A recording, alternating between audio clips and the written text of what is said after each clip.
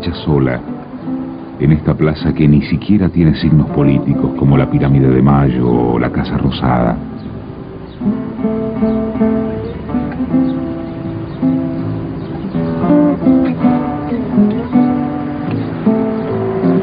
Olga marcha en una plaza sin hamacas, sin toboganes,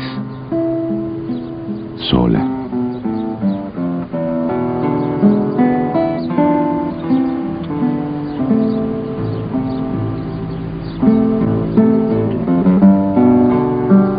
Olga continúa la ronda, que es el exacto opuesto a un juego. Continúa la ronda de un círculo único, que no cierra.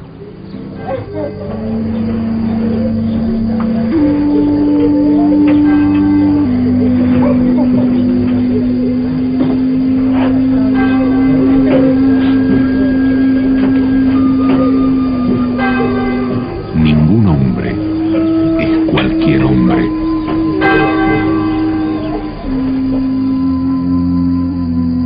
Ninguna mujer es cualquier mujer.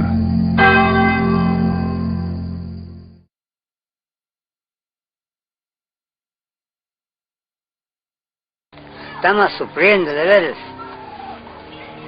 No es mentira, estamos sufriendo. Uno da ganas de llorar cuando ve sus cosas. Y además, en ese tiempo no pudimos reclamar nuestros derechos, porque si reclamaban, todo aquel que reclamaba sus derechos amanecía muerto. Ahora sí hemos quedado como ver un ser sin derecho a nada de esta vida. Era lo que quería agregar, porque a mí me pone mucho en qué pensar lo que ha sucedido.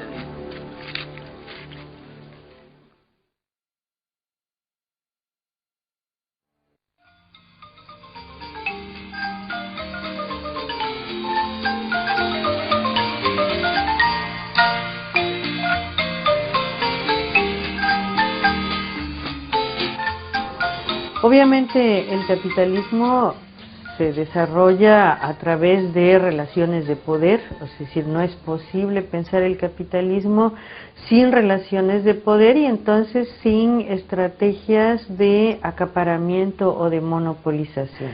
Y entonces el territorio siempre es uno de los propósitos fundamentales de la dominación capitalista. Y porque nosotros reclamamos que no queremos salir, entonces nos decía de que somos guerrilleros, porque nos fueron guerrilleros, nos fueron enfrentados con ellos cuando ellos empezaron a masacrar a nosotros. Entonces los grandes poderes en los diferentes momentos de su historia han ido intentando tomar posesión sobre algunos de estos recursos y territorios, principalmente sobre territorios que tenían 4 recursos que creo que son los más importantes para definir la reproducción global en este momento. Uno de ellos es el de la biodiversidad, las selvas, los bosques, y entonces, bueno, ahí el lugar privilegiado fue América Latina. Los secuestraron a 2 comités miembros de la comunidad, el presidente y el secretario del comité, y ellos llevaban el libro de acta en sus bolsas, todas las promesas del INDE habían plasmado todo, pero totalmente fue perdido, y el INDE cuando nosotros reclamamos nos exigía que si hay un compromiso, ¿cómo va a ser? Vamos a tener, y ya ellos lo quebraron a los compañeros o lo masacraron a los compañeros y les quitaron el libro de acta, entonces ya nosotros ya no tenemos un documento donde nosotros amparamos el juicio o el promeso de que nos hizo el INDE. El otro recurso que es importantísimo es el petróleo, ¿no? Los energéticos en general, petróleo y gas sobre todo. Entonces ese día pues mi difunta esposa Paulina me dijo de que no tenía que estar en la casa en Río Negro, tenía que esconderme en el monte porque ya no hay hombres, ya mataron a los 73 y qué van a hacer con ellos después. Entonces me dijo que tenía que ir en el monte a dormir. El 13 de marzo del 82 llegaron el ejército y la patrulla de autodefensa civil y empezaron a reunir todas las mujeres y niños. Entonces ese día pues llevaron a 70 mujeres, 107 niños, y fueron asesinados y masacrados en el portezuelo Parcochón. El tercer recurso muy importante es el agua, y entonces todas las regiones donde hay agua son regiones donde se ha puesto el ojo y donde observamos incluso el desarrollo a veces de planes o de políticas que aparentemente no tienen nada que ver con el agua, pero sí tienen que ver con la posibilidad de tener una incidencia mucho mayor en el territorio en general, ¿no? Incluyendo el agua. Pero para nosotros no hay nada, no hay ni un armado, las iguanas, todo lo que es la fauna se terminó completamente. Aquí se ha convertido en un desierto, que eso se justifica a todas luces. Venga quien venga, ahí está el desierto.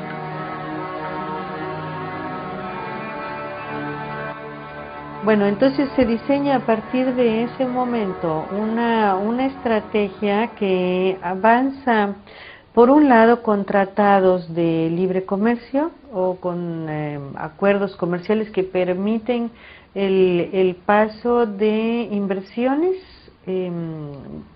sobre todo de las grandes transnacionales, a estos territorios, pero que además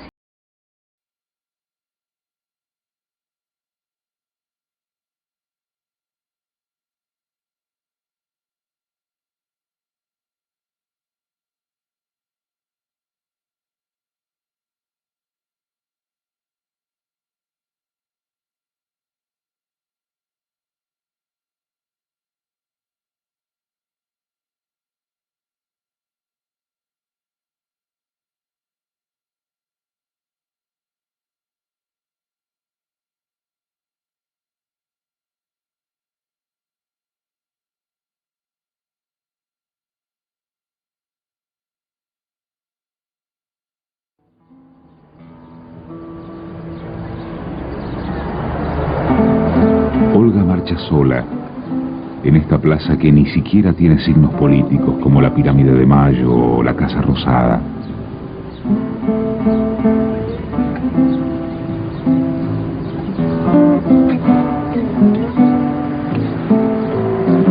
Olga marcha en una plaza sin hamacas, sin toboganes, sola.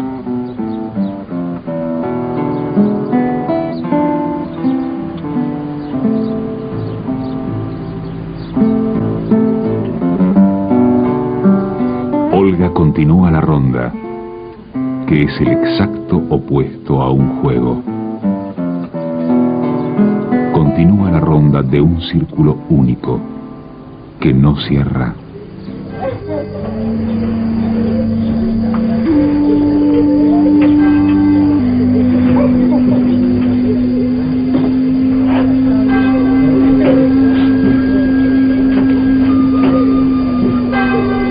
Ningún hombre es cualquier hombre.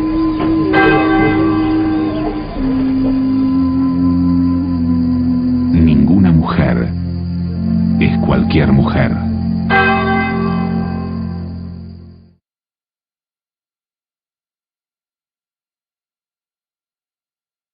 Estamos sufriendo, de veras. No es mentira, estamos sufriendo. Uno da ganas de llorar cuando ve sus cosas. Y además, en ese tiempo no pudimos reclamar nuestros derechos, porque si reclamaban, todo aquel que reclamaba sus derechos amanecía muerto. Ahora sí hemos quedado como ver un ser sin derecho a nada de esta vida. Era lo que quería agregar, porque a mí me pone mucho en qué pensar lo que ha sucedido.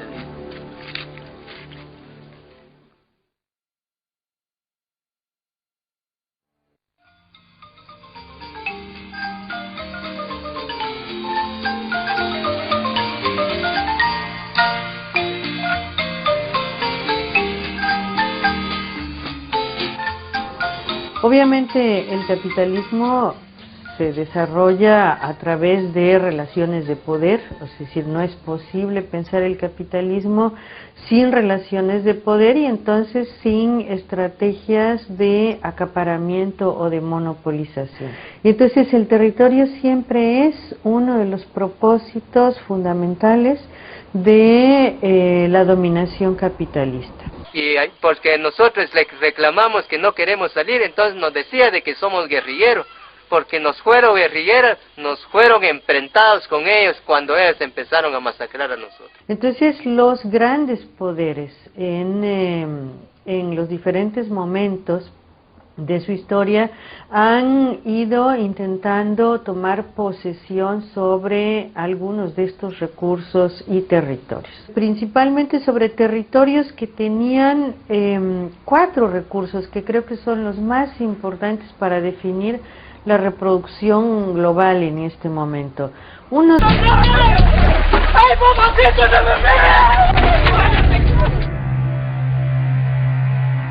Las estrategias que se han seguido, por ejemplo, como en el caso de la minera San Javier en San Luis Potosí, México, ¿no? Ahí la operación es exactamente igual en términos de modalidades, ¿no?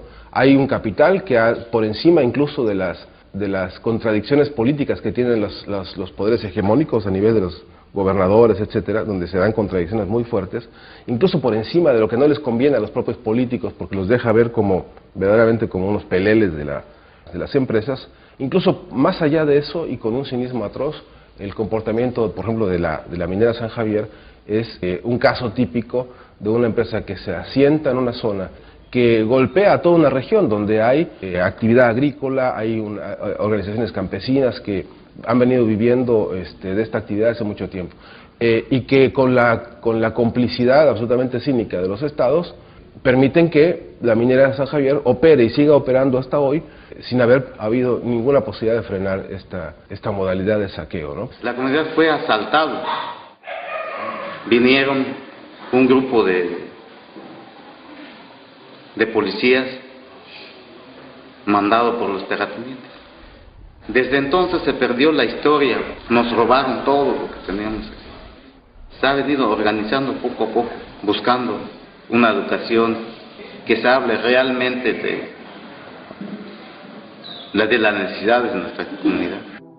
En el mismo lugar del que hablo, en San Luis Potosí, México, se instaló, por ejemplo, una especie de basurero de productos contaminantes y se hizo una inversión importantísima del orden de 700 o 800 millones de dólares para que se instalara esta empresa. El gobierno del estado copatrocinó esa instalación, ofrecieron todas las ayudas, incluso de infraestructura, una inversión importante para acercarlos a las carreteras importantes, etcétera.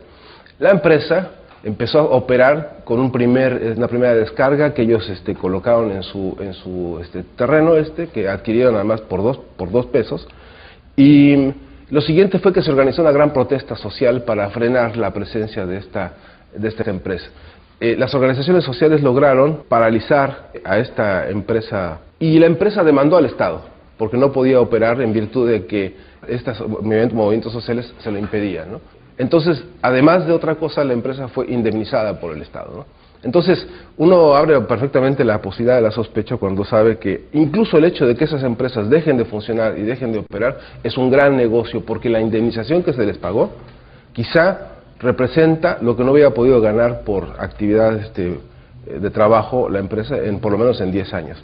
Así que hasta en esa modalidad me parece que es importante poner atención, porque son los frentes de manejo económico y financiero que permiten generar saqueos redondos, ¿no?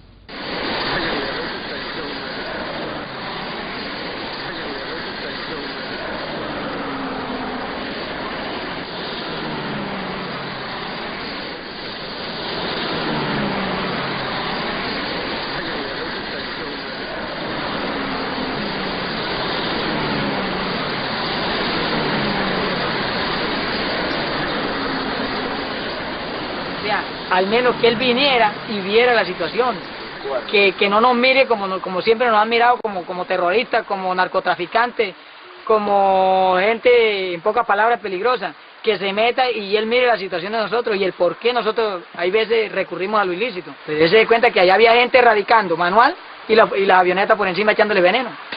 Entonces eso es algo como tan injusto.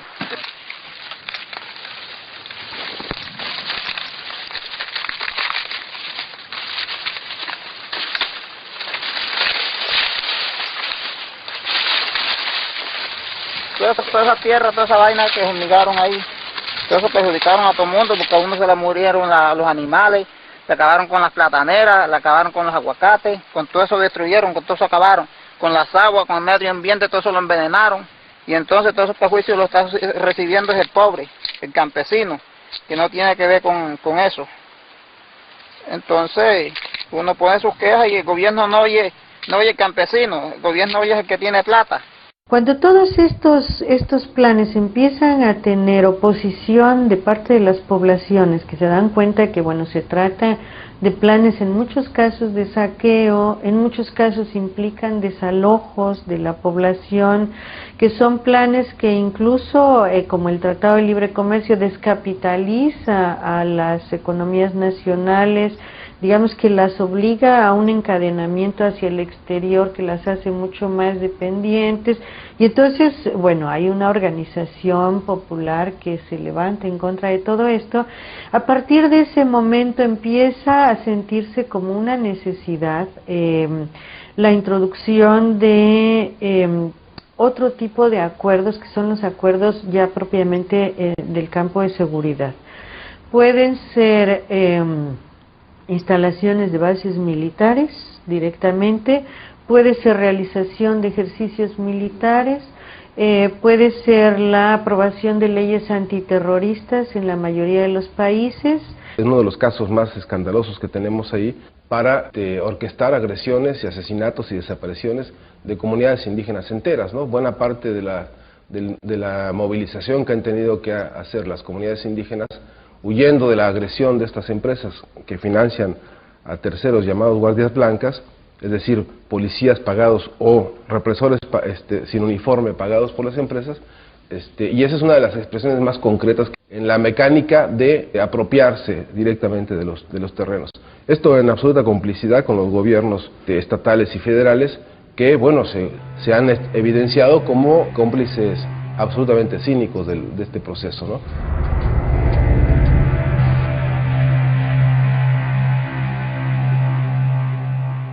Desde el punto de vista de alguien que vive sobre un acuífero, por ejemplo, ¿no? La población que vive sobre el acuífero, el país donde está ese acuífero, la diferencia de que sea la empresa Bechtel o la empresa Suez la que esté privatizando esa agua no le va a cambiar demasiado, ¿no? Quizá puede establecer las condiciones con algún pequeño matiz de diferencia, pero no va más allá de eso. Es de todas maneras una apropiación privada de recursos que son para el bien de la humanidad, que son esenciales para la reproducción de la humanidad.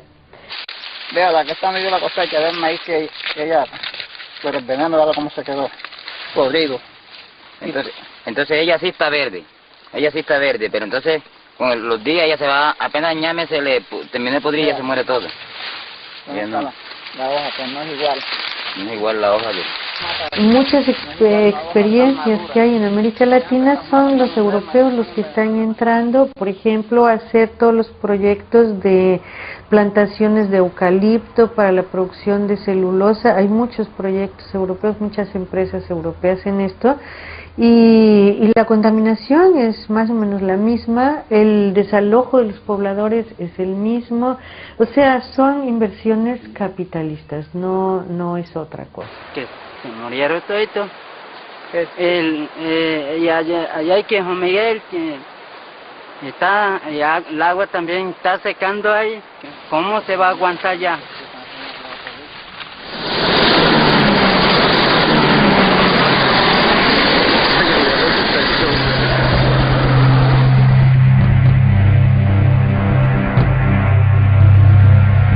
Tendría más o menos 100 metros de ancho por 80 de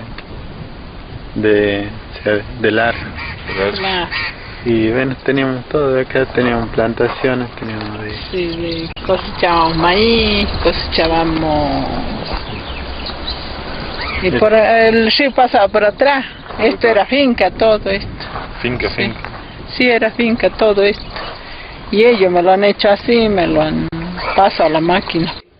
En la Argentina, y quiero hablar concretamente sobre esto, la ley de minería se hizo para explotar el país y que no quede ningún recurso en el país. Acá no se ve todavía nada de lo que se recibe, de lo que dicen que la coparticipación, que es lo que paga. Aquí no se vio nada, porque acá se trabaja en agricultura y no tenemos nada. Y según tengo entendido que para eso son las regalías mineras, según lo que tengo, que es lo primordial que tenía que hacer eso. Y acá no se hace nada.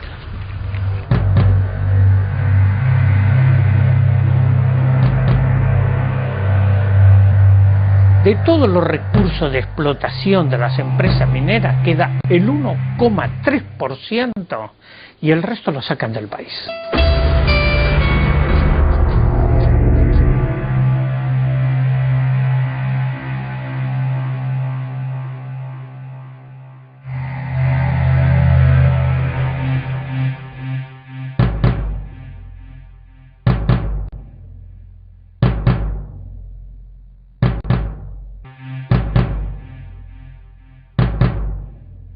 La explotación del oro, se usan dos productos altamente contaminantes, el mercurio y el cianuro.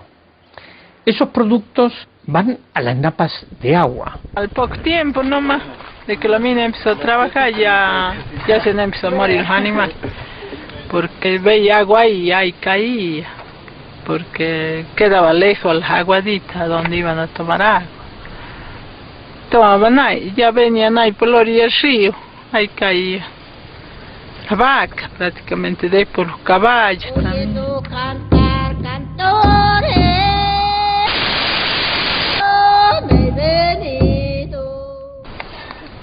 Bronca y tristeza y todo, porque o sea que está toda mi infancia, yo lo trabajé acá, de chico, de aquí nacido, bueno,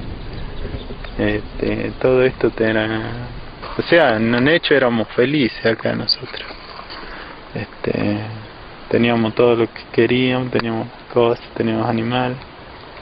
Y bueno, y ahora al no ver nada, siento mucha bronca.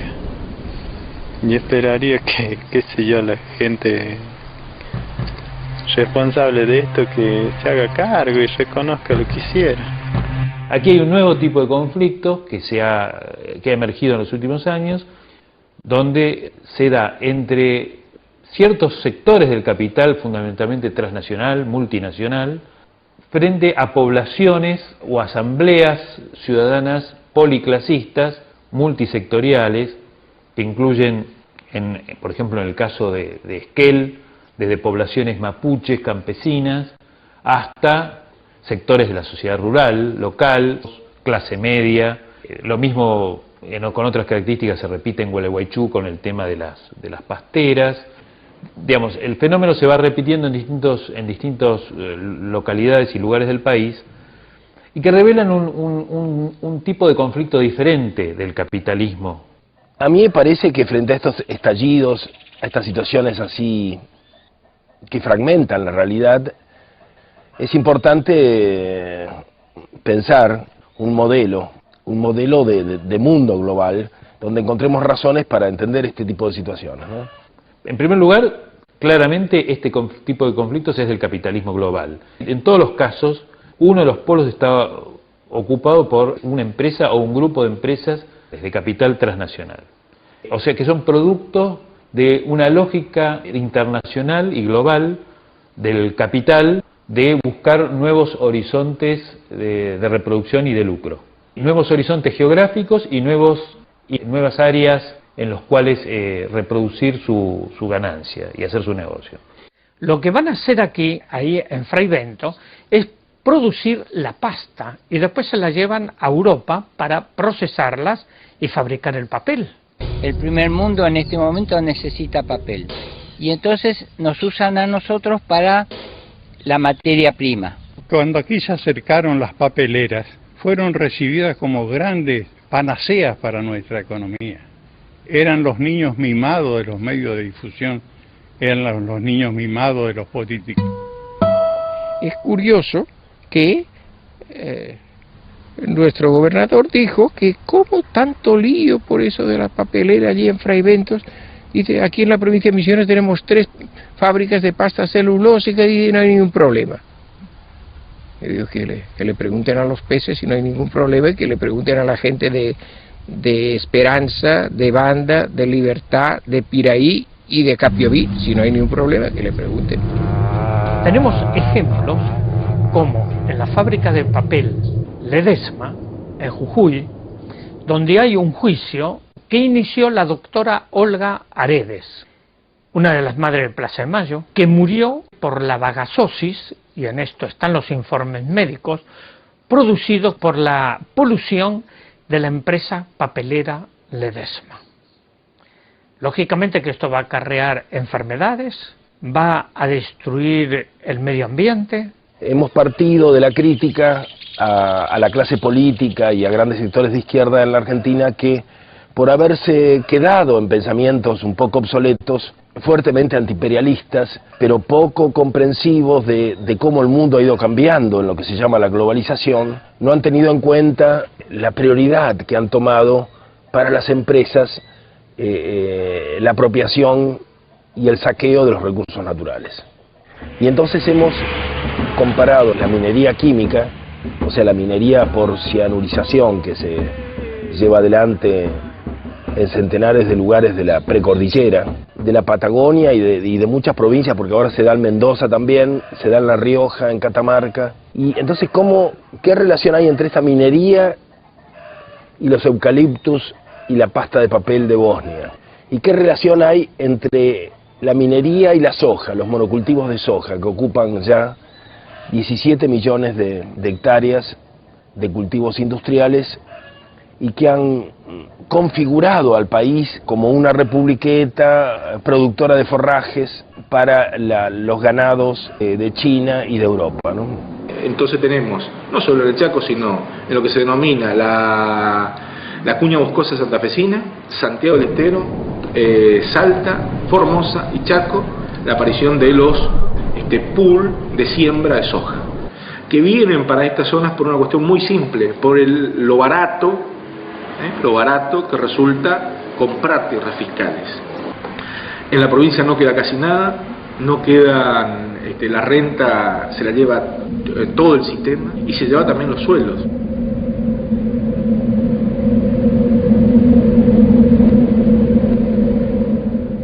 Hay una empresa acá en estas tierras, explotó más o menos la cantidad de hectáreas, es 36.000 hectáreas que viene explotando desde el sur.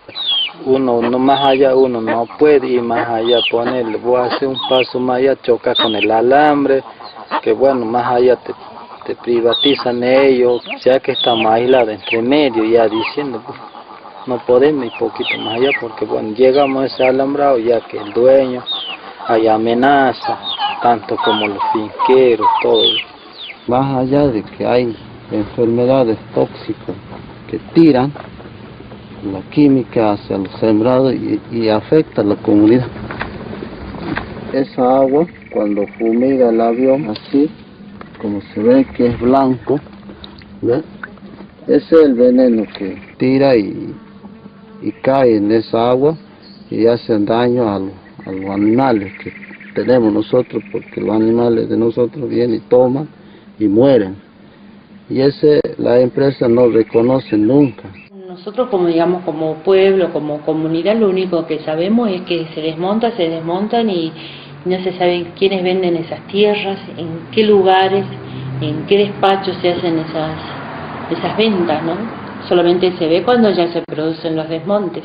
Que venimos peleando y hacemos corte de ruta, porque nos dañan, directamente nos dañan, mucho nos dañan. Hace poco murió un anciano huichí a consecuencia de todas las balas de goma que le metieron hace muy poco tiempo con la represión. No es policía privada, es la policía que el gobierno manda a reprimir. Ya las empresas no tienen necesidad de gastar en policía privada. En la transformación de un ambiente natural en otro tipo de ambiente. En este caso la mayor parte es destinada a la agricultura y a la ganadería. Toda esta parte que vemos acá, este amarillo amarronado, es lo que se había deforestado en el 81. ¿Sí? En el 2001 lo celeste y al 2005 se anexaron todas esas partes. Quiere decir que todo lo que está acá en colores es lo que ha avanzado la fragmentación y cómo se ha, digamos, un ambiente que era bastante homogéneo en bosque, ya tenemos reducido fundamentalmente a la zona de las herramientas.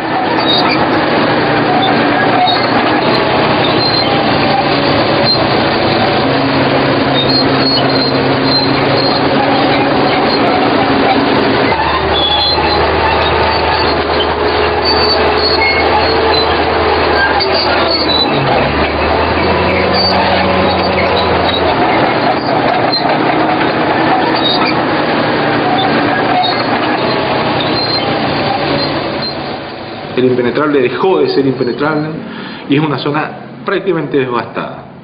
Prácticamente devastada. Quien haya conocido el impenetrable hace 10 años o hace 5 años, hace 2 o 3 años, fue modificado sustancialmente y eso va a generar mayor pobreza, mayor dependencia del sistema político y por lo tanto lo que uno ve es muy pocas salidas a esto. Si la gente no se organiza, si la gente no resiste, no hay salida posible.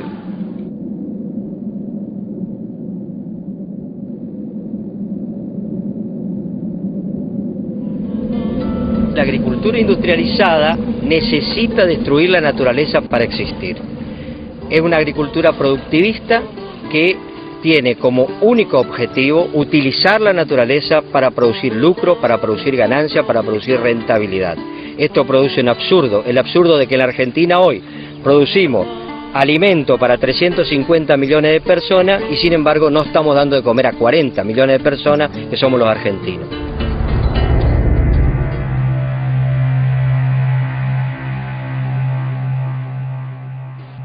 Empresas que depredadoras por ejemplo, de la pesca, que confrontan a los pescadores artesanales, a los pescadores artesanales locales, grandes multinacionales pesqueras que han depredado especies como la merluza hupsi en el mar argentino.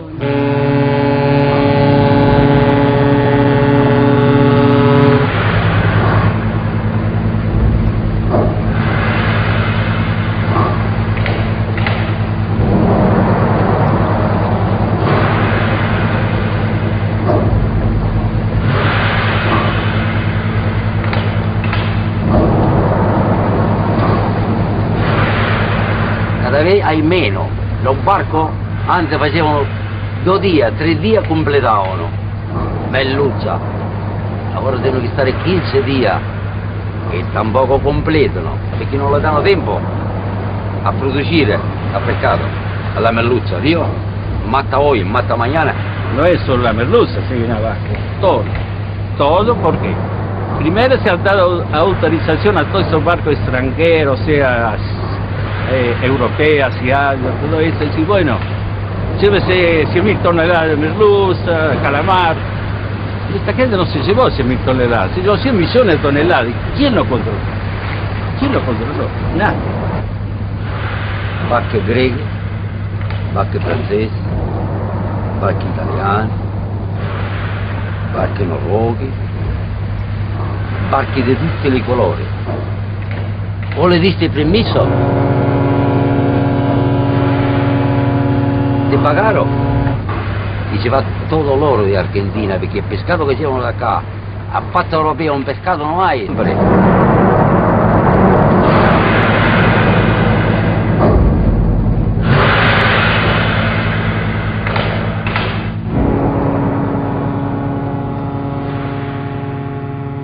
Y esta lógica del capital transnacional se acompaña justamente con planes de generación de infraestructura a la escala, generación de megas infraestructuras que tienen que ver con la posibilidad de movilización de este capital en la región.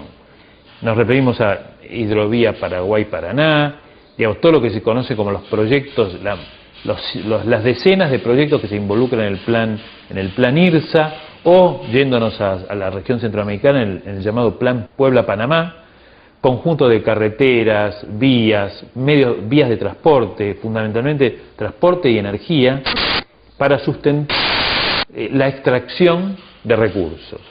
Y el IRSA es un poco esto. En cada país hay mega obras que financiadas por el Banco Mundial, financiadas para quienes conviene financiar eso, ¿no? O sea, son los beneficiarios de toda esta política que facilita entonces las vías para que todos estos productos primarios que estamos hablando, sobre todo soja y pasta de papel, sean llevados con mucho más facilidad. Este tipo de modelos los vemos como parte de una situación global, donde se van imponiendo los mercados internacionales por encima de los estados nacionales, van imponiendo sus propias prácticas. Y las grandes corporaciones transnacionales también se van imponiendo sobre las dirigencias políticas. A costa de estados nacionales débiles, institucionalidades absolutamente debilitadas, lo que origina clases dirigenciales, políticas y estatales frágiles, de escasa voluntad o corruptas directamente, y sociedades que han sido sometidas primero a procesos de violencia y dictadura, en casi todos nuestros países, en las décadas del 70. Es importante considerar que no es independiente esto que estamos presenciando de los procesos de violencia, dictadura y terror a los que las poblaciones de Brasil, Paraguay, Chile, Argentina, Uruguay, Bolivia, Perú han sido sometidos, y otros países hemos sido sometidas a partir de la década del 70. Entonces, estos son los grandes modelos. Y si no los queremos ver, es muy difícil que podamos enfrentar con dignidad una situación que requiere saber cuáles son las nuevas reglas del dominio imperial. Entonces, estos procesos de desarticulación, terror, paralización social, expulsión y extorsión por la miseria, que hace que poblaciones en estado de desesperación laboral, en algunos casos, brinden consenso a proyectos claramente depredadores, pero que a cortísimo plazo les brindan una oportunidad de salida laboral, aunque sea por 3 meses, por 5 meses, por 12 meses, se aferran a ella y constituyen también una clientela en la cual algunos de estos emprendimientos logran sectores de consenso. La capital federal, a 10 minutos, está la isla Maciel, que es la otra parte de la boca, donde hay un alto índice de contaminación por las empresas petroquímicas, hay un índice elevado de enfermedades, fundamentalmente de niños, pulmonares, visuales, producidos por la contaminación ambiental y los desperdicios que arrojan en el riachuelo, pero también en los riachos que hay en la isla Maciel, y un alto índice de desnutrición, aparte de la contaminación en esa región. Bueno, esto Galeano lo dijo hace años, lo sigue repitiendo, que el problema no es de contaminación solamente, es de modelos. Pero bueno, se sigue planteando que el tema es el ALCA, como si esto no fuera el ALCA, además. Que el ALCA, pero se ve al ALCA como una amenaza, cuando el ALCA es esto. Y cuando el ALCA es la minería en la Argentina, cuando el ALCA es Bosnia, ¿no? Este fenómeno de la lógica del capital global se da en una escala también regional o multinacional y afecta a toda la región, Argentina, Uruguay, bueno, en el caso de las pasteras es claro, Chile, con el caso de la minería, esto se repite en Paraguay con la soja, en Perú, donde ha habido grandes reacciones de poblaciones, incluso que han costado muertos. Minera Yanacocha es una empresa con más de 7 años de actividad en el departamento de Cajamarca, a 700 kilómetros de Lima. Debido a la magnitud de su producción, Yanacocha, la mina de oro más grande de Latinoamérica, constituye uno de los sustentos fundamentales de la minería en el país. Resultamos con los niños enronchados, no sabíamos de qué será pues, ¿no? Vinieron el señor Luis Terán, de nuevo vino para acá a decir que no era tóxico, y yo les reclamaba, les decía, vino también un ingeniero, un empleado de la mina, un ingeniero, nuestra vida no tiene precio. ¿Cómo voy a recibir el precio de mi niña, señorita? entender la globalización es bastante difícil, porque estamos acostumbrados a buscar soluciones fáciles, y este es un caso muy complejo. Es una situación muy compleja que requiere respuestas complejas. Y saber cuáles son las nuevas ecuaciones de la dependencia, ¿no? O sea, entender que este momento de la globalización requiere plantearse con seriedad cuál es la relación de nuestros países con las corporaciones. Sabemos que nuestro Perú es ricacho en oro. Hay bastante oro en nuestro Perú. Pero ¿qué sucede? Que estas empresas mineras que vienen del extranjero, ellos vienen y explotan las tierras mineras, sacan el oro, llevan al extranjero. Prácticamente en nuestro Perú no se ve que hay un adelanto tal vez por ese mineral. Dejarán, de repente pagarán un impuesto, pero en sí no se ve que se está haciendo siquiera que el Perú está libre. Claro, que está beneficiándose. Más bien nos están poniendo esto, a nosotros nos están poniendo una enfermedad con esto. Cajamarca es una zona linda, pero ¿qué será con el tiempo si sigue explotando minas? Yo digo así, porque yo soy una persona campesina, una chacarera agricultora, donde necesita fuerzas para trabajar. Más antes los españoles usaron fusiles, usaron armas y mataron a nuestros peruanos para llevar nuestras cosas. Ahora no necesitan nada, ahora solamente necesitan contaminarnos y llevar nuestras cosas por nuestras narices. Eso es lo que están haciendo ahora. Yo creo que es el momento en que nos levantemos y reclamemos. Pero yo no quiero llegar al momento en que me dé vuelta y no encuentre a nadie, señores. Yo lloro por la causa del pueblo de Choropampa, porque veo a mi gente sufrir. Por favor, les pido que no me dejen solo, porque una autoridad sola nunca consigue nada y nunca llega a nada bueno. Es el momento en que el pueblo de Choropampa nos levantemos, señores, por favor. Nosotros no tenemos por qué pelear entre nosotros, señores. Hay, señores, abogados, ahorita, y que hasta la fecha no tienen ningún resultado. Y yo creo que ya no debemos creer en esa gente. Y si de alguna u otra manera tratan de separarnos, nosotros debemos de unirnos. El causante es la empresa minera Yanacocha, y nosotros debemos levantarnos y pelear contra esa empresa, no contra mi vecino, no contra mi familia.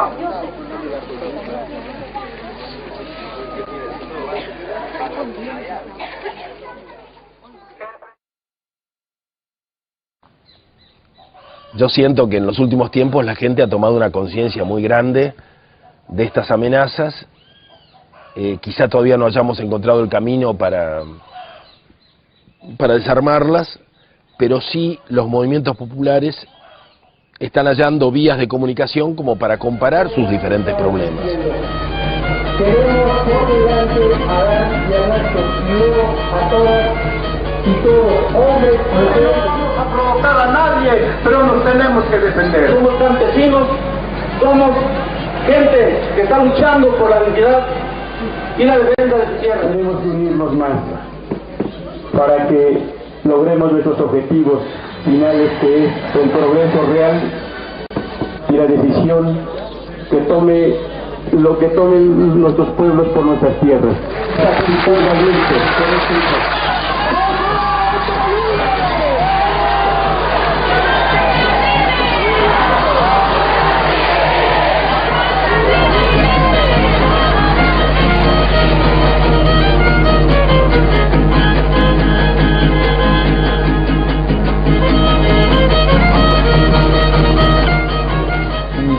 De paraguayos exiliados económicos y actualmente una gran población de campesinos a la ciudad, y no solamente de campesinos a la ciudad, sino también de campesinos a la Argentina. Tenemos más de 1,5 millones de paraguayos exiliados económicos, grandes extensiones de cultivo de soja, poca cantidad de gente que trabaja y genera un fenómeno de expulsión que tiene como 3 vertientes fundamentalmente. Una es la compra indiscriminada de tierras por efecto extorsivo que tienen los grandes latifundistas brasileños, ¿no? Quienes van a las casas de los campesinos, dinero en mano, maletín en mano, y demuestran esta plata al campesinado, ¿no? Quien nunca vio tanta cantidad de plata junta, aceptan vender su tierra, migran a la ciudad y nuevamente se genera el fenómeno de los campesinos sin tierra. El gobierno tuvo un compromiso en 6 meses y ya poner toda la infraestructura. Hasta el momento estamos esperando todavía esa promesa, ese compromiso, y mientras tanto los compañeros como medida de presión se están instalando acá, así en este forma de campamento. Pero falta sistema de agua corriente, electricidad, electrificación, educación, tema de salud. Necesitamos salud pública, porque nuestra salud acá en Paraguay ya no es más salud pública.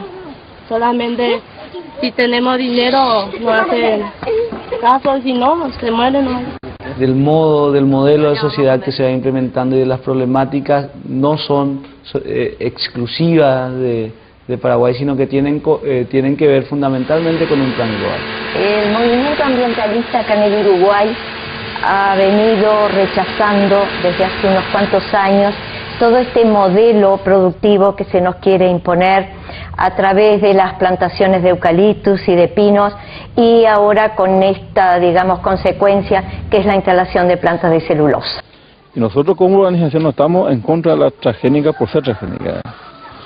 Nosotros lo que cuestionamos es el modelo, porque el cultivo extensivo de la soja está en manos de 8.000 productores aproximadamente.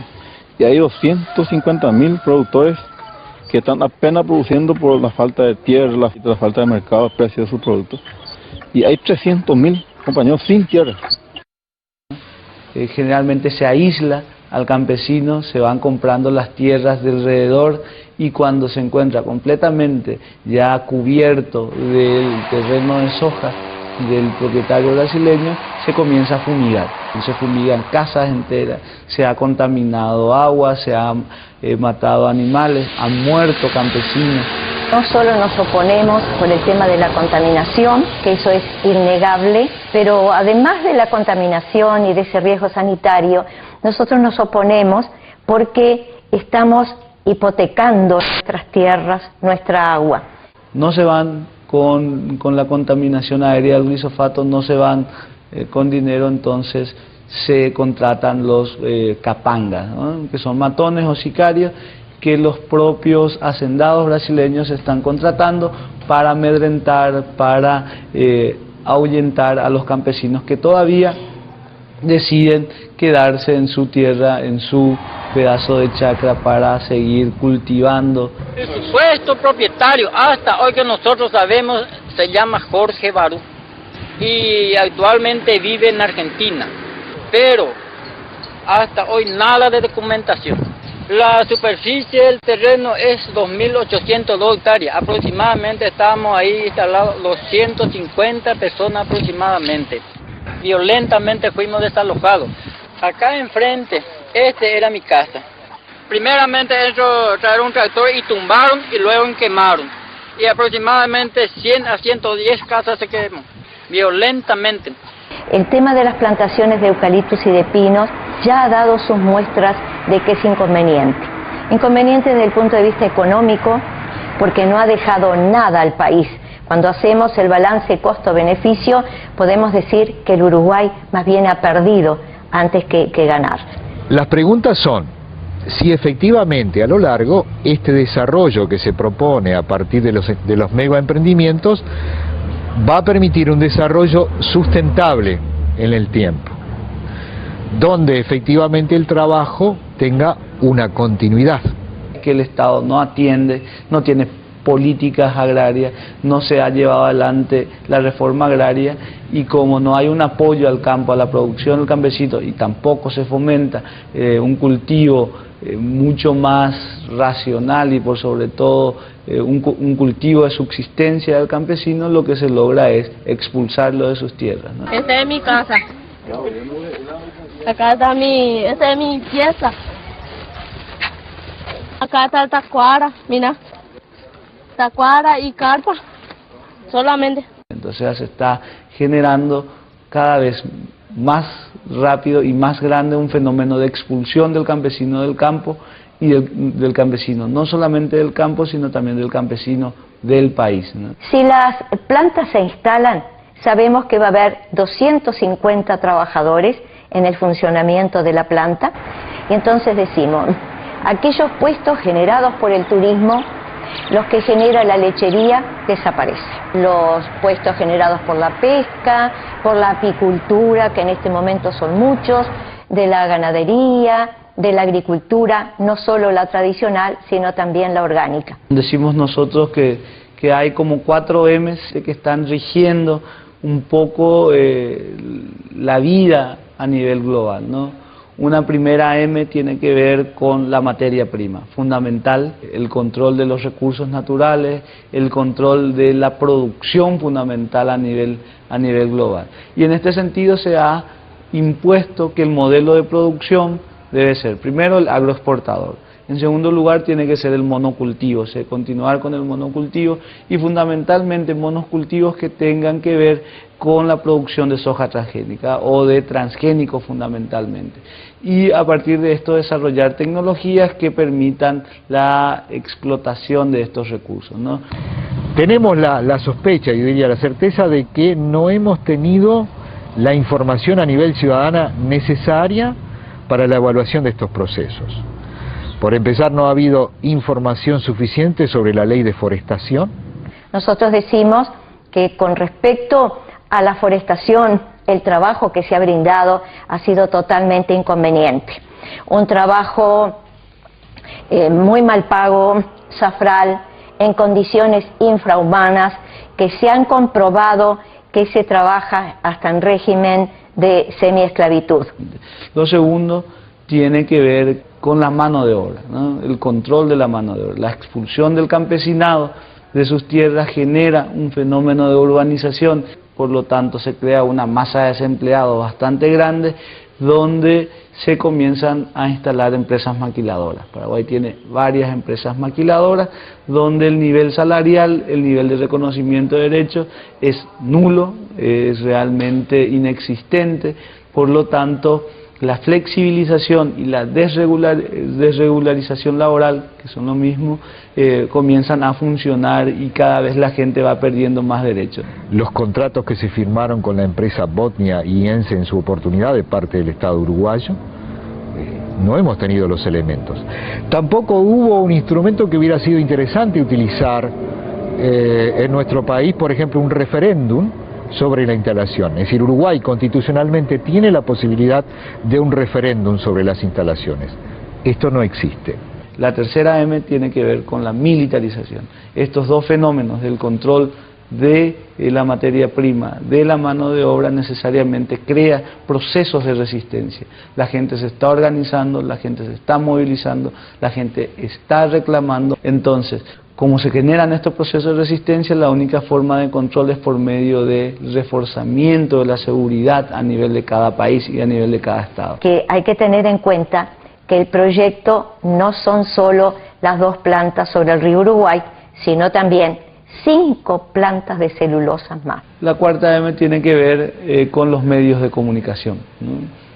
Mucha gente apoya la represión al movimiento campesino. Los grandes medios de comunicación se han encargado de solventarlo y de sustentarlo, ¿no?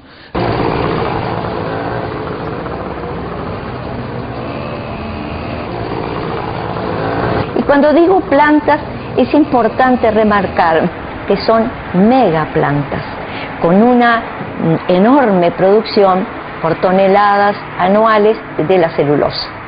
Y lamentablemente pasaríamos a ser un país contaminado con muy poca capacidad de comercio y aún de producción.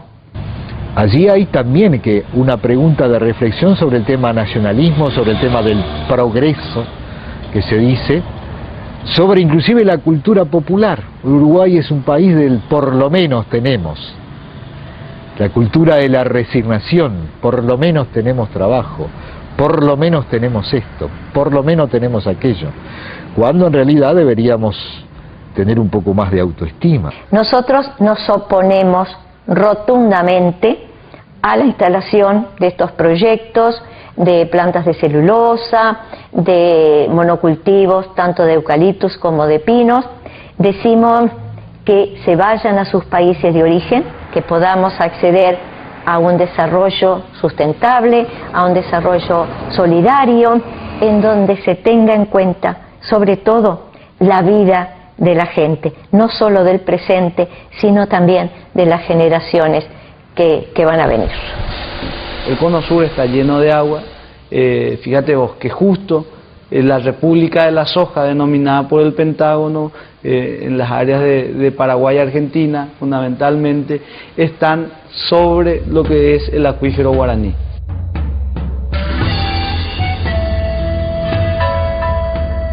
Nuestra oferta de recursos naturales, que es básicamente el acuífero, una enorme disponibilidad de agua dulce y la fertilidad de los suelos, hicieron que estos países del norte, que ya no pueden seguir controlando el mercado de la celulosa, y para poder competir en los mercados internacionales necesitan rediseñar sus proyectos industriales, entonces vienen por la materia prima. Con la misma actitud que van, Estados Unidos va, o las empresas petroleras mundiales van por el petróleo de Irak, ellos vienen por nuestros recursos naturales. Los recursos naturales que les interesan a los monstruos celulósicos son el agua y la fertilidad.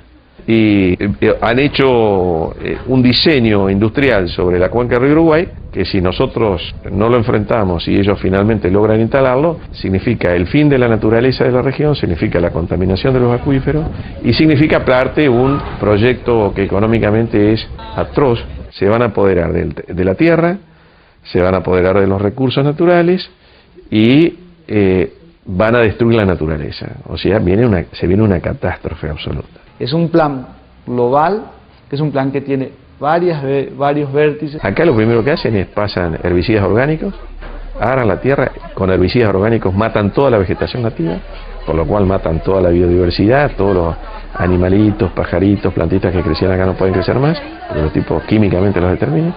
Y después durante los 2 primeros años que crece los árboles, los tipos lo controlan químicamente, o sea, envenenan la tierra.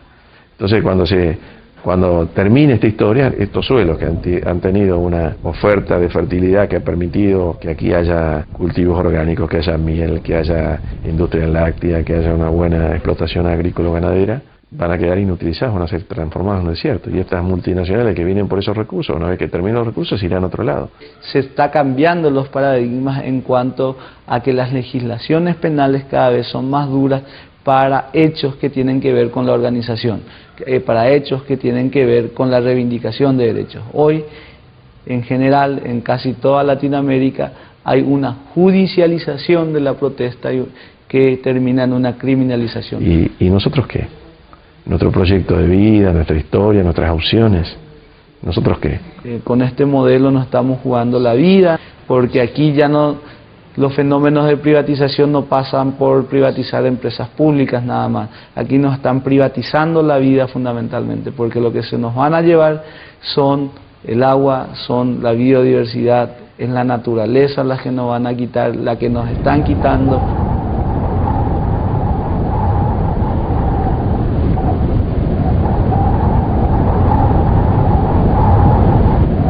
Los gobiernos locales tienen en ese sentido, pues digamos, una responsabilidad que aparentemente en la mayoría de los casos no han sabido cumplir, es decir, aquello de la soberanía nacional, de la defensa de los recursos de la nación para el desarrollo de la nación, es algo que el neoliberalismo dejó un poco en el olvido. Históricamente nuestra dirigente ha sido cómplice de estos intereses. Cuando llegaban estas empresas acá, buscaban los 4 o 5 referentes políticos, los asociaban al proyecto y seguían adelante.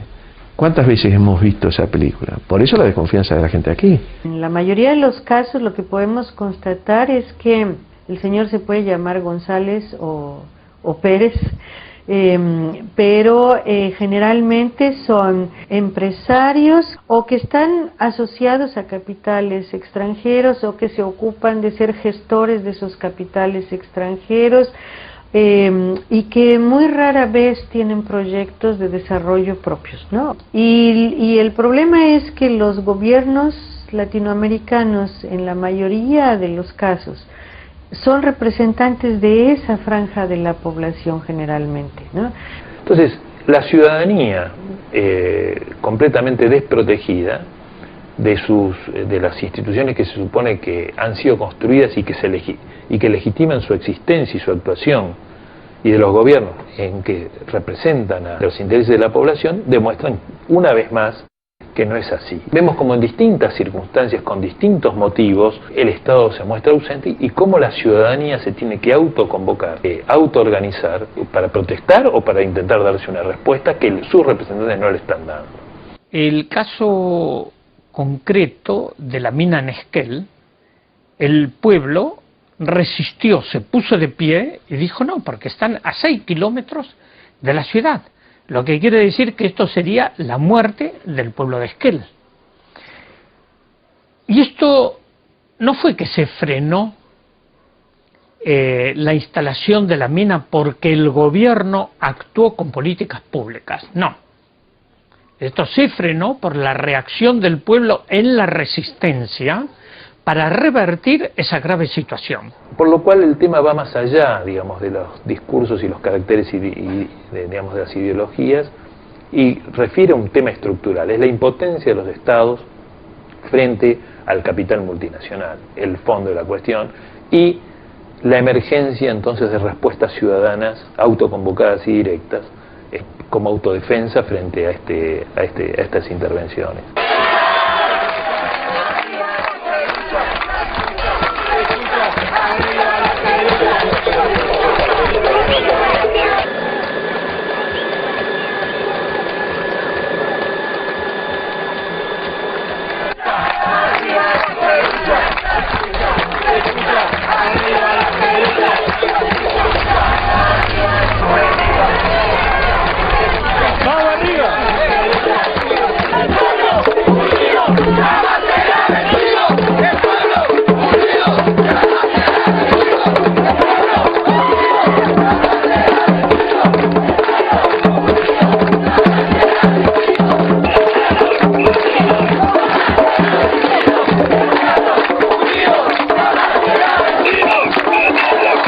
Los habitantes de las dos bandas del río Uruguay vinimos a abrazarnos sobre sus aguas para manifestar nuestra decisión de tomar en nuestras manos su defensa.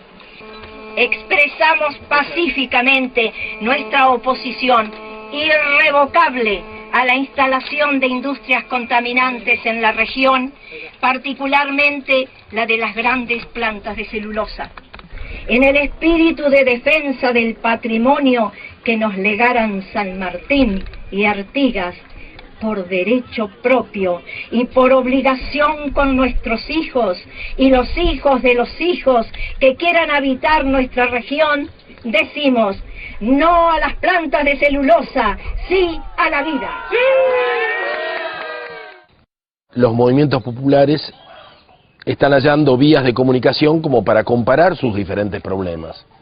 Y esta reciprocidad, este intercambio, nos parece que es el preludio de una etapa nueva en la cual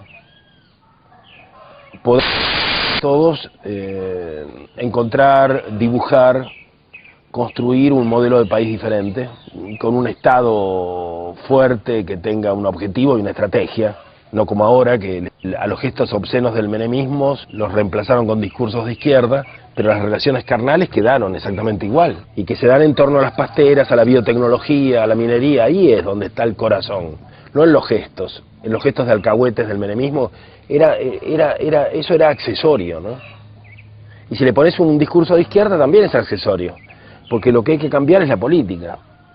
Bueno, en la medida en que la gente y los movimientos sociales se den cuenta de esto, yo creo que muchas cosas pueden empezar a cambiar, ¿no? Hay personas que no ven, hay personas que lo escuchan, hay personas que no pueden dormir, personas que pierden el cerebro. ¿Y justicia? No hay. Nosotros enfermos y ellos tan felices pasando en sus carros, ¿no? Llevando todas nuestras riquezas, y da eso, la cólera. Frente a este proceso y a esta incapacidad de gobiernos locales de hacer frente a esta nueva expansión capitalista global, lo que sí ha habido es una respuesta muy interesante de las poblaciones.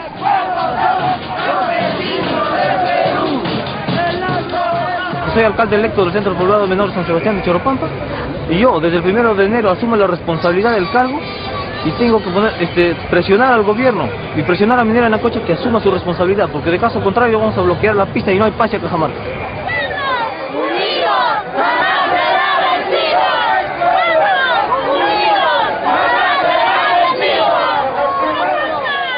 De este panorama generan procesos de resistencia muy interesantes, formas de organización bastante variadas y una forma de construcción distinta de la sociedad, ¿no?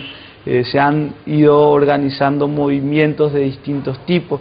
Hoy la variedad de movimientos existentes en el continente demuestra también la variedad cultural y la variedad de formas de abarcar la problemática, ¿no? Corruptos, son unos corruptos. Soy procurador. Queremos que nos atienda. De esta muralla, tráiganme todas las manos, tráiganme todas las manos, los negros sus manos negras, los blancos sus blancas manos. Junto con esa maquinaria de guerra ideológica que fue el papel de los medios en ese momento, junto con eso vimos también el nacimiento de un montón de formas diversas y de formas muy activas de resistencia, de contraofensiva y de contrainformación o de comunicación alternativa, etcétera, que empezó a movilizarse como nunca vimos tampoco en México. Es decir, la respuesta social de los movimientos sociales de base desde las luchas, digamos, más significativas de México, se armó también con herramientas de comunicación y ofreció de inmediato una respuesta que no habíamos visto, pues, y que nos ayuda a visualizar un escenario en el que, aún con la descarga mediática financiada por todo este proyecto del Tratado de Libre Comercio, efectivamente hubo un desarrollo de resistencias y de luchas, ¿no? Un caso específico interesante a propósito de esto es el caso de Oaxaca, pero también de Chiapas, ¿no? El escenario donde justamente el día en que se firmó el Tratado de Libre Comercio, justamente en ese mismo día, comienza una experiencia de comunicación social y popular que nunca habíamos visto en México y que nos dio pruebas patentes de una capacidad de comunicación y de convocatoria vigente, bueno, hasta la fecha, ¿no? Ni siquiera los partidos políticos que supuestamente son más cercanos a las causas populares han estado mucho en esto, sino que ha sido la propia población, a veces organizada, a veces que se organiza a partir de esto, es decir, los vecinos que empiezan a salir a la calle, empiezan a plantearse el problema y a partir de ahí se crea una masa crítica que permite evidenciar el problema, hacerlo latinoamericano, o sea, darle una visibilidad realmente que permite tener una articulación con luchas similares de otros lados. Van a venir muchos políticos a ofrecernos. ¿Con venir ellos va a solucionar el problema? No, señores, con lo que venga Minera y se ofrezca 20, 30 mil soles mañana, ¿lo va a curar tu vida? No lo va a curar, señores, con la plata no se cura la vida. La vida no tiene precio. ¿Acaso con las obras que están haciendo en el pueblo de Choropampa lo han curado la vida de muchas personas? Ya está, ya es tiempo, ya pasó más de 7 meses. Traigámoslo, señores, vamos.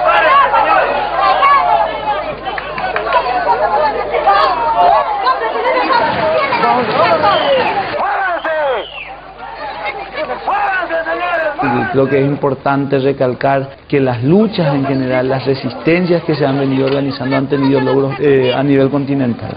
En Paraguay se han tenido logros importantes, el movimiento campesino es el puntal de la resistencia a nivel nacional, a pesar de los 2.000 líderes que tienen encarcelados, a pesar de los más de 100 muertos, de líderes que han sido asesinados, ya sea por grupos parapoliciales, paramilitares o por el propio Estado, la resistencia no se ha venido abajo. las luchas ganadas son varias, las victorias que tenemos ante este fenómeno global, ante este fenómeno de imposición, ante esta política de muerte son varias y vamos, creo yo, seguir en esa senda y donde la solidaridad entre los movimientos y entre las organizaciones latinoamericanas se está viviendo, se está desarrollando, va teniendo nuevas formas y se viene fortaleciendo fundamentalmente. Anulación del decreto expropiatorio del 22 de octubre del 2002.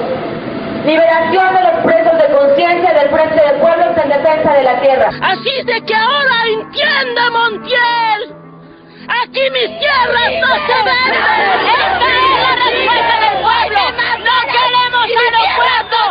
Abajo el decreto expropiatorio del 22 de octubre. Tierra sí, aviones no. Tierra sí, aviones no. Tierra sí, aviones no. Los casos que vemos específicamente de la lucha, por ejemplo, en Chiapas, de las organizaciones indígenas que hoy tienen en sus manos cámaras fotográficas, cámaras de video, las expresiones fantásticas de estos campesinos en San Luis Potosí, por ejemplo, en lucha contra las empresas transnacionales, pero una lucha que también incluye la lucha de comunicación, ¿no? Una lucha que incluye la defensa contra la criminalización mediática de las oligarquías, ¿no? Una lucha que también es construcción de conciencia, construcción de otras voces, pues me parece que eso es absolutamente sustancial en el nuevo relato que vemos en América Latina, ¿no? Quisiera que la gente en este momento se una. No podemos esperar más. Están dispuestos a luchar por los derechos de Choropampa y de nosotros y de nuestra salud y de nuestra vida. ¡Sí! Choropampa, escucha y únete a la lucha. Choropampa, escucha y únete a la lucha. El pueblo unido será vencido.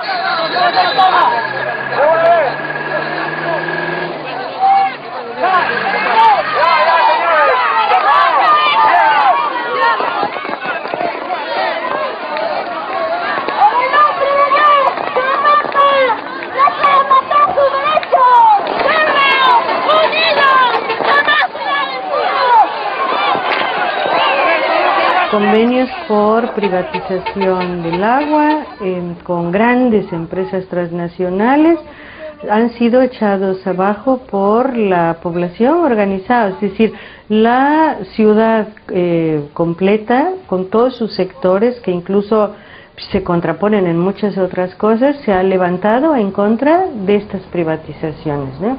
Hay el caso de Cochabamba, donde echaron fuera a la empresa Bechtel. Se está en contra de la construcción de represas para producir electricidad que dañan absolutamente el medio ambiente y a las poblaciones. Así que nosotros estamos en contra de estas presas que se van a hacer en este río.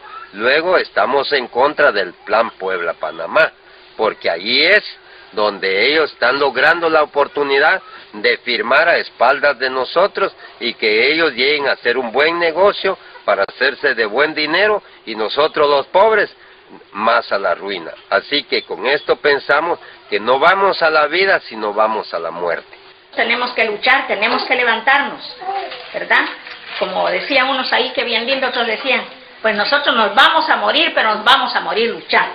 Desde luego, infaltables de los reclamos a lo que hace a los derechos humanos, también económicos, sociales, culturales.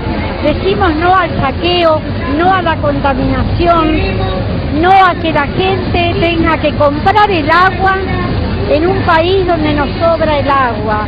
Y eso estamos defendiendo. Decimos sí a la vida, sí a la soberanía.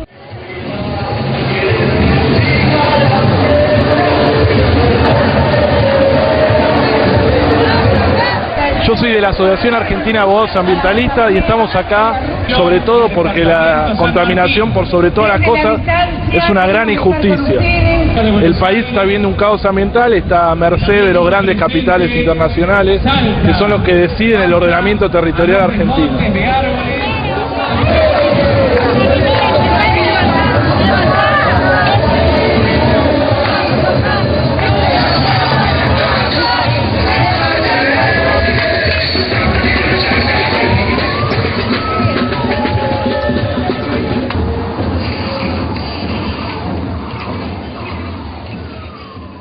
creo que uno de los ingredientes nuevos que corre por las venas abiertas de América hoy, uno de las buenas nuevas que están pasando es que en el caso específico de las luchas contra las empresas contaminantes o contra todos estos ataques a los recursos naturales y la destrucción de estas fuerzas productivas, me parece que lo verdaderamente rico y auspicioso y en todo caso esperanzador y por supuesto necesario es que han surgido grupos y más grupos que armados con sus cámaras, armados con sus micrófonos, han entrado a protagonizar un sujeto de transformación importantísimo. Creo que esa es una de las buenas noticias al respecto de lo que vivimos hoy en América Latina. Yo creo que es una de las puntas además que hace al mundo entero voltear a mirar a América Latina y decir, acá está pasando algo que en otros lados no está pasando en términos de movilización, de transformación y de abrir la evidencia de que otro mundo es posible, ¿no? Así como ustedes dicen que hay niños que están llorando, así nosotros decimos que hay mujeres que están abortando a consecuencias de radio de mercurio, que hay animales deformes, y sufrimos 3 meses en el hospital regional de Cajamarca. Ahí las autoridades están con el olvido. Yo lo digo con muchísima razón, porque tenemos documentos de la Procuraduría de Lima, escucha, del Palacio de Justicia, del Palacio de Gobierno, del Congreso de la República, y sin embargo ahora en el momento toma este acto de fuerza, ahí sí uno está mal, pero cuando la gente estuvo muriendo en el hospital, hay una aparición mira de la cosa, hagan justicia. ¿Por qué no permitieron ustedes como gobierno y como autoridades públicas? ¿Por qué consintieron que en vez de venir a la cocha atropello me han hecho los pueblos de Choropampa? Y si quieren para demostrarles, les podemos demostrar. Y si quieren actuar y matar a alguien de nosotros, háganlo. Háganlo ahorita.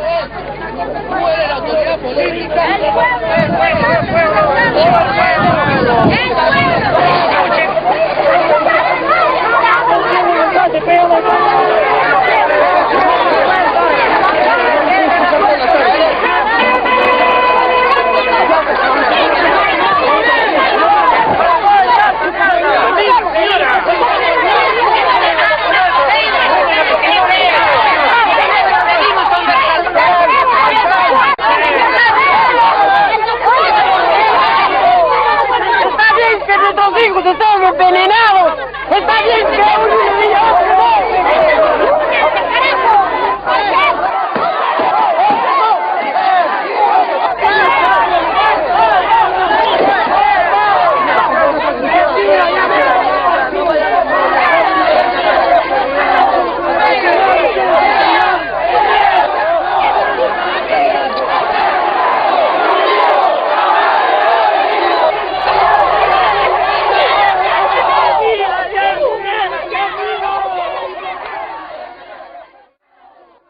Casos como la minería a cielo abierto y la contaminación por cianuro en Argentina ha sido muy importante, pero también en muchos otros lugares. En México hay una región minera en San Luis Potosí que en este momento tiene una lucha casi igual a la que hay en Esquel, y se está logrando detener.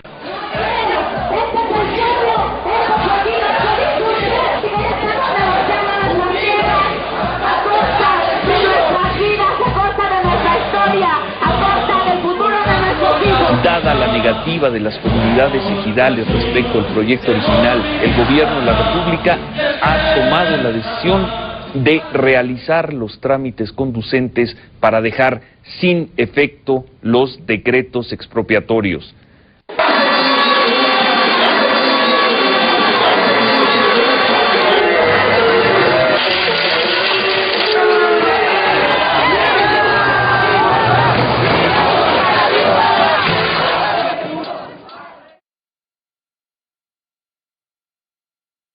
¿Por qué cada vez que hablamos de estas cosas, montones de gente en los auditorios salen a decirnos, pero es el viejo imperialismo, es lo mismo?